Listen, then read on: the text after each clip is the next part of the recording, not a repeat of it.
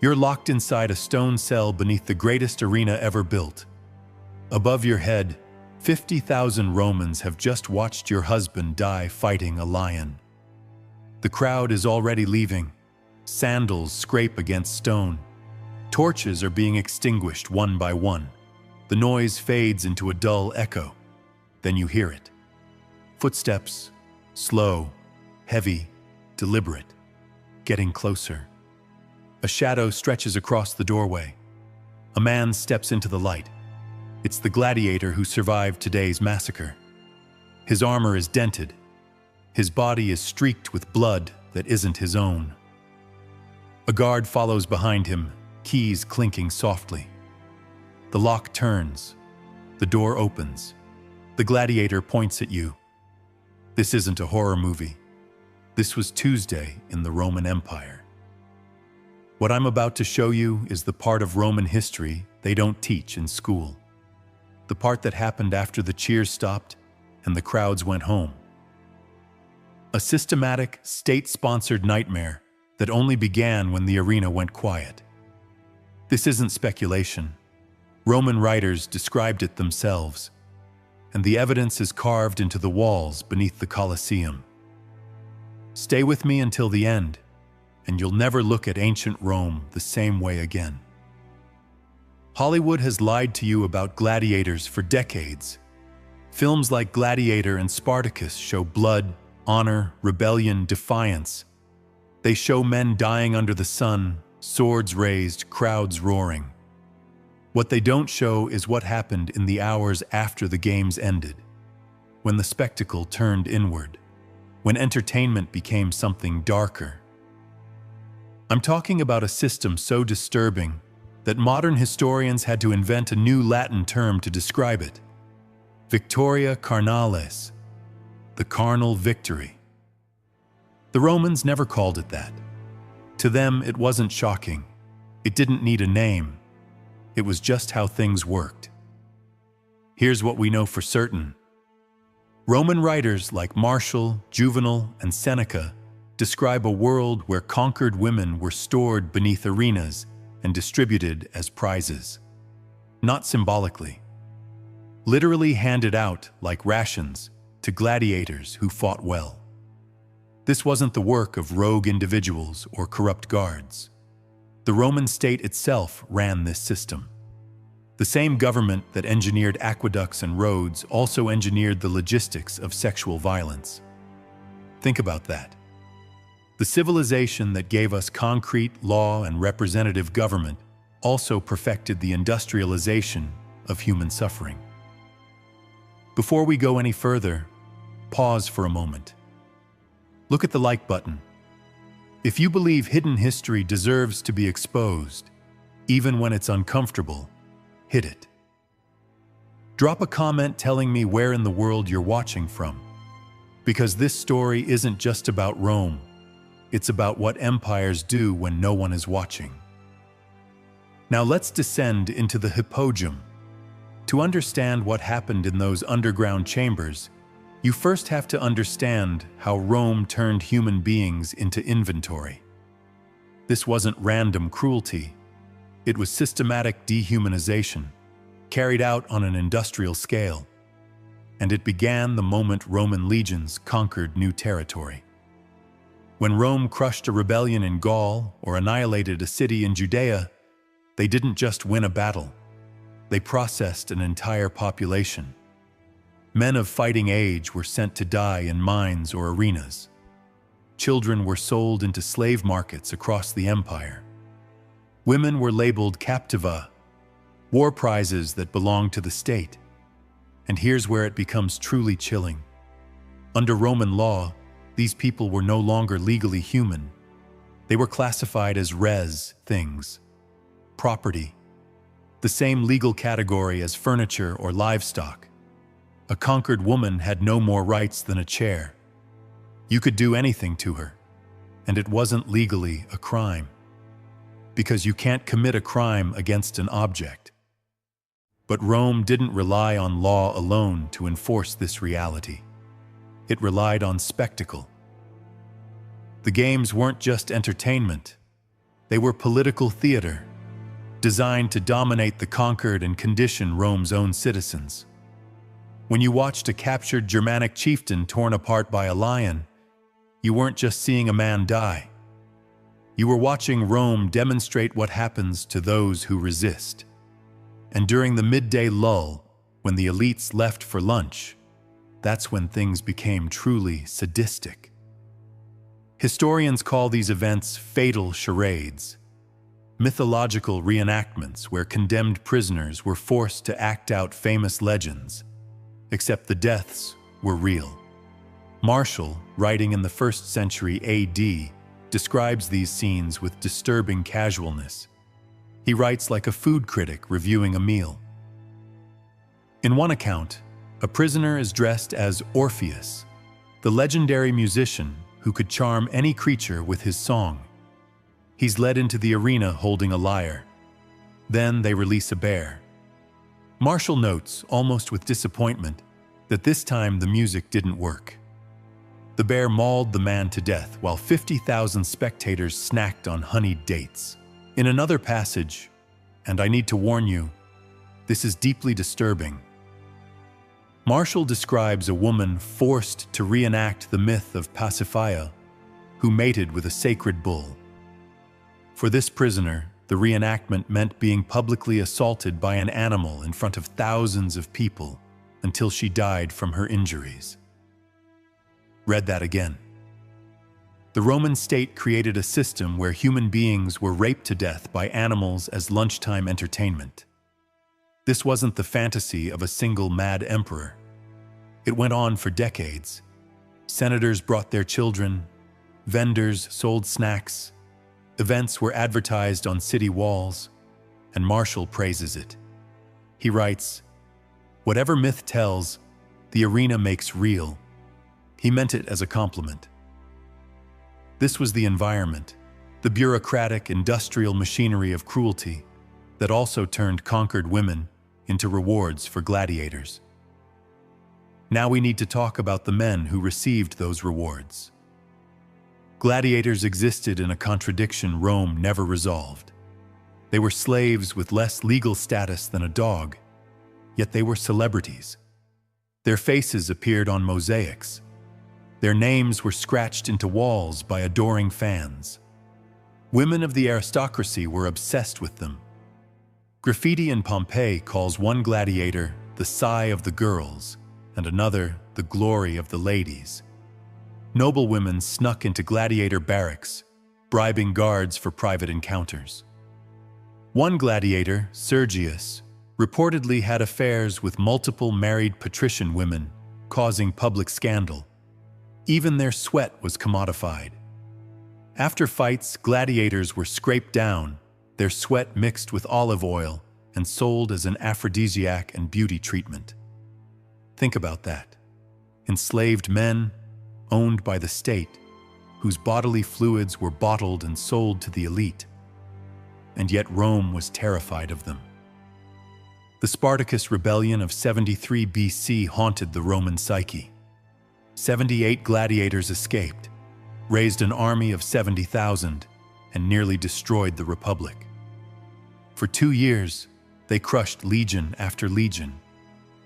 When Rome finally won, they crucified 6,000 survivors along the Appian Way, one body every 40 meters, a forest of crosses stretching for 200 kilometers. That trauma never faded. Every gladiator holding a sword was a reminder that these men had once come terrifyingly close to burning Rome to the ground. So the question was simple. How do you control incredibly dangerous, highly trained men with every reason to rebel? You reward them. Carefully, strategically, extra food, prize money, the promise of freedom after enough victories. And something else. Something the sources mention only in passing, as if it were too obvious to explain: access to conquered women. The documentation is scattered, frustratingly vague. Roman writers don't dwell on it. But when you piece together references from Martial, Juvenal, and later historians, a pattern emerges. After major games, especially those funded by emperors or powerful senators, victorious gladiators were granted what sources call the privileges of the victor. Modern historians believe this often meant access to female captives held beneath the arena. And that's where we're going next. Because the real horror didn't happen on the sand. It happened underground. The process was cold, efficient, almost administrative. After a particularly brutal match, a gladiator who survived and impressed the crowd wouldn't return directly to his barracks. Instead, still wearing his armor, still caked in blood and sand, he would be escorted downward into the hippodrome, the vast underground network beneath the arena floor. Oil lamps flickered along the tunnel walls. The air smelled of iron, sweat, and animal waste. They passed cages where lions paced in the dark. Mechanical lifts creaked softly, ready to raise the next spectacle to the surface. This part of the arena was invisible to the crowd above. That was the point. An arena official or lanista representative walked ahead, clipboard in hand. Not metaphorically, a wax tablet. Names, numbers, property inventories. They stopped at a section of holding cells most spectators never knew existed. These weren't ordinary prison cells. Archaeological excavations beneath amphitheaters across the empire, Capua, Pompeii, Puteoli, even beneath the Colosseum itself, have revealed small stone chambers with distinctive, unsettling features.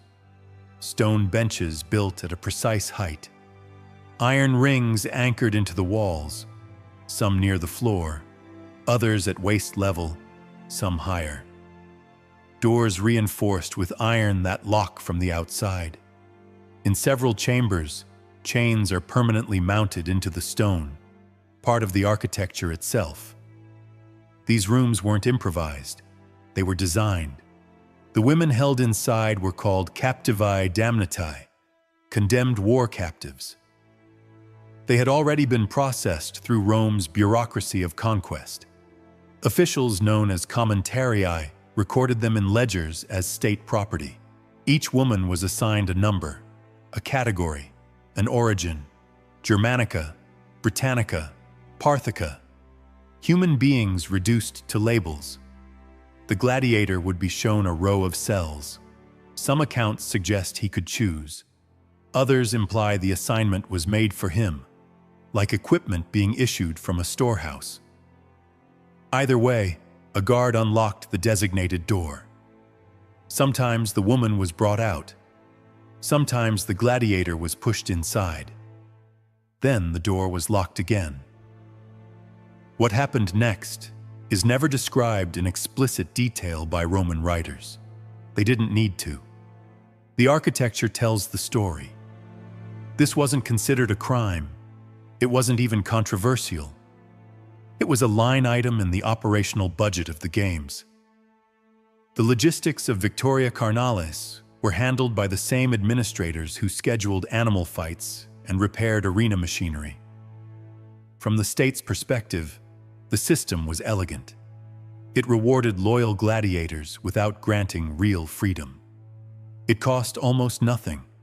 Conquered women were already classified as spoils of war, and it reinforced the core message of Roman power. Victory means access. Dominance means ownership.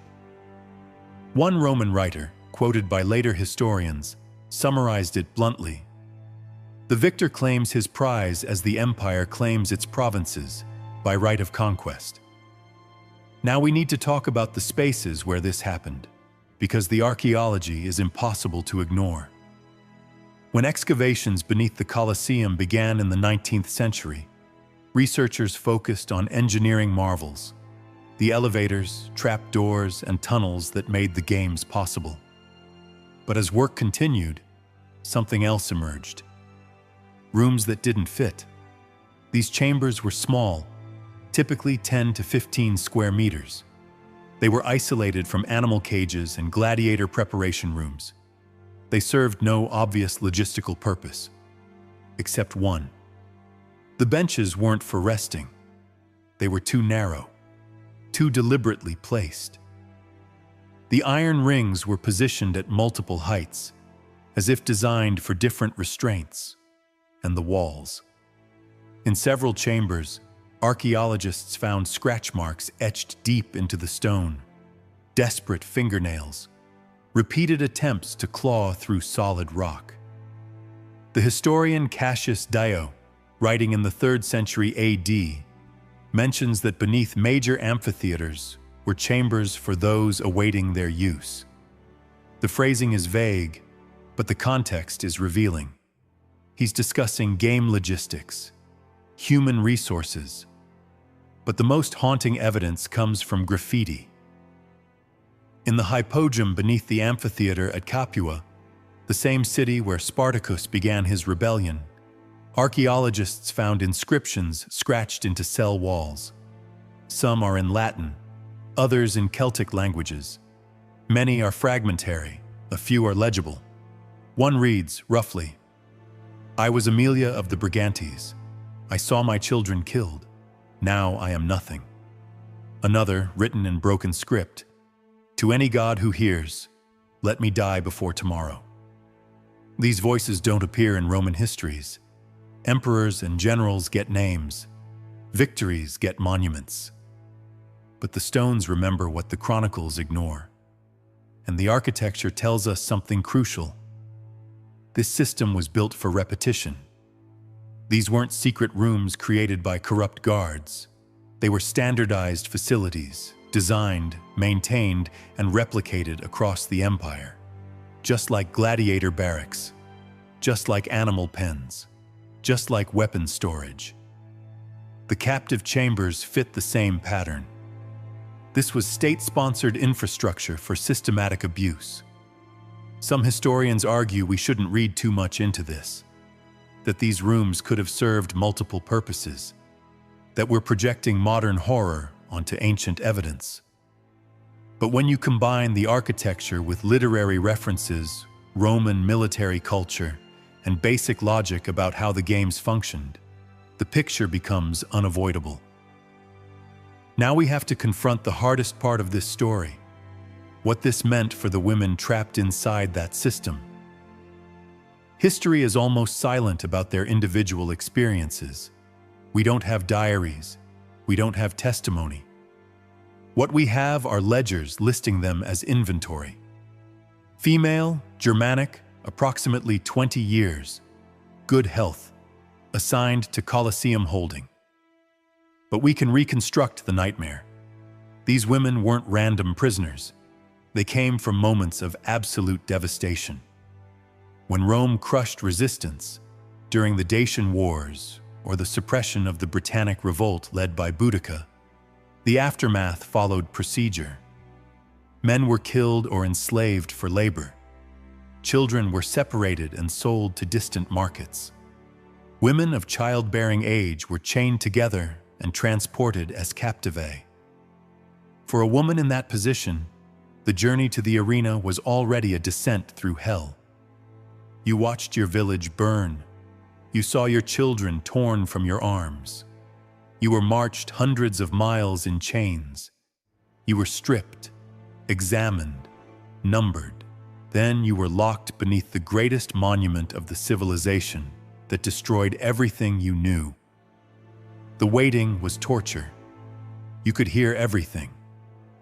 The roar of the crowd above as people like you were executed for sport. The screams of animals, the cheers when a gladiator landed a perfect killing blow. And you knew you would never leave. There was no ransom, no exchange. Rome didn't negotiate with the conquered. Your family would never know what happened to you. You simply vanished into the machinery of empire. Then came the footsteps, the door opening, the selection, the lock turning again. Roman law offered no protection. You weren't legally a person. Suicide, sometimes seen as an honorable escape in Roman culture, was forbidden. Destroying state property was a crime. Even in death, your body would still be used. This was psychological warfare on a civilizational scale. The humiliation of conquered women wasn't a side effect of Roman policy. It was the point. Ancient sources make this explicit. After crushing the Jewish revolt in 70 AD, the historian Josephus records that Roman authorities deliberately distributed Jewish women among the legions and the games. Not randomly, deliberately. The message to survivors was clear. You have lost your land, you have lost your sovereignty, and you have lost the ability to protect your families. Resist Rome, and this is what happens to your daughters. But occasionally, the system cracked. For all its cruelty, Rome was obsessed with its self-image. It believed it brought order and civilization to the world. Some horrors had to remain hidden to maintain that illusion. Which brings us to an uncomfortable disruption. Female gladiators. They were rare, but they existed. Ancient sources disagree about who they were. Some were enslaved women forced to fight. Others appear to have been nobles who, in a society that gave women almost no power, sought a twisted form of agency and fame in the arena. Their existence scandalized Rome's elite. The satirist Juvenal sneered, "What sense of shame can exist in a woman who wears a helmet?" In 200 AD, Emperor Septimius Severus attended games in Antioch that featured female fighters. Cassius Dio was there. Something unexpected happened. The Greek audience reacted with solemnity, treating the women like male gladiators. But the Roman spectators jeered. They shouted sexual comments. They turned the event into a vulgar joke. The women weren't seen as warriors. They were seen as sexual spectacle. Severus was reportedly mortified, not by the violence, but by how openly Rome's cruelty revealed itself. The illusion cracked, so he banned women from fighting in the arena, not to protect them, but to push the violence back into the shadows. Because the abuse never stopped. It just returned to the darkness beneath the arena, where it had always truly lived. The ban didn't mark a moral turning point. Nothing was fixed. Nothing was reformed. The machinery simply kept running out of sight. The games continued for generations. Even after Rome officially converted to Christianity in the 4th century AD, gladiators